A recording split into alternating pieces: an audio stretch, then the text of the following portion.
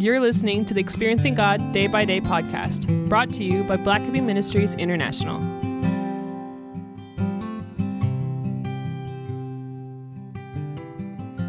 August 17th, may God rule in our midst. Matthew 6, verse 10. Your kingdom come, your will be done, on earth as it is in heaven. In heaven, God's will is the only priority.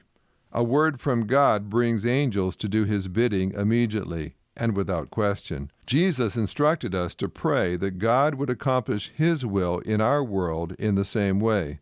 This means that God's purposes would be preeminent in our homes, our businesses, our schools, our churches, and our governments. Jesus taught his disciples to pray that God's purposes be carried out in the world around them. In modeling how they should pray, Jesus was teaching his disciples how to share God's heart.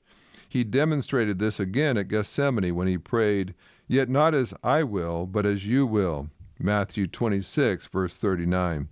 It is as we seek God's kingdom on earth and not our own purposes that we gain the same mind as our Heavenly Father. We become co-laborers with God by praying faithfully in agreement with his desires.